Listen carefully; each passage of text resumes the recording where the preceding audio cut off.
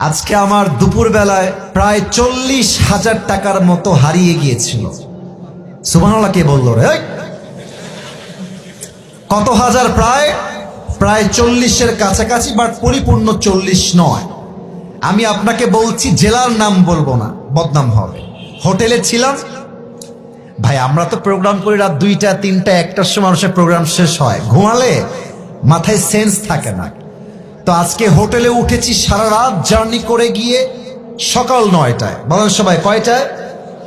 সকাল 9টায়। সকাল হয়ে গেছে। তো আমি আবার পায়জামার পকেটে টাকা রেখেছিলাম প্রায় 35 থেকে 40 কাছাকাছি, এরকম কিছু একটা অ্যামাউন্টের টাকা। তো ঘুমানোর আগে টাকাটা পকেট থেকে বের করে বালিশের নিচে রেখেছি, বালিশের নিচে। তো ঘুম থেকে উঠেছি, জোহরের নামাজ পড়েছি, বের হয়ে গিয়েছি বাহিরে দুপুরের লাঞ্চ করার জন্য।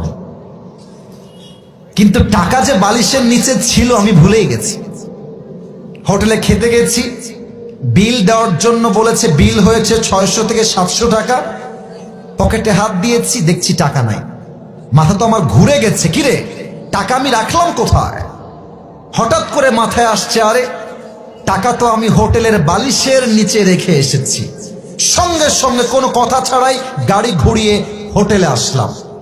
এসে খুব বিনয়ের সাথে ম্যানেজার সাহেব বললাম, স্যার আমি আবরার আসিফ হুজুর, আপনি আমাকে চেনেন। আমি আপনাদের হোটেলের রুমে বালিশের নিচে এত টাকা রেখে গেছিলাম, 1000 টাকার বান্ডিল আর 500 টাকার বান্ডিল রেখে এলাম বালিশের কাছে। বললাম, স্যার যে পেয়েছে আমাকে বলেন দিয়ে দিতে। তো 2জন যুবক আসলো, যারা ক্লিনার, যারা হোটেল ক্লিন করে। আমি ডাকলাম, এই এদিকে আসো। ওরা আমাকে আগে দেখে নাই। বললাম, তোমরা কি আমাকে চেনো? আমাকে চিনতে পারতেছো?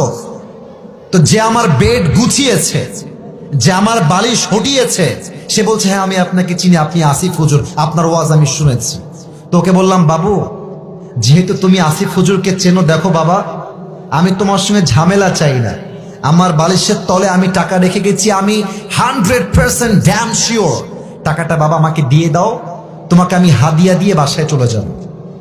যুবকটা মুখের উপরে বলছে, না আমি টাকা দেখি নাই, জীবনেও না, এটা সম্ভব না, আমি 1 টাকাও হাত দেই নাই।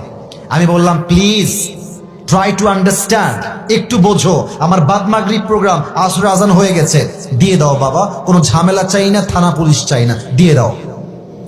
আমি বুঝালাম, আমার ড্রাইভার বুঝালো, পিএস বুঝালো, ম্যানেজার বুঝালো, সে বুঝতে রাজি না।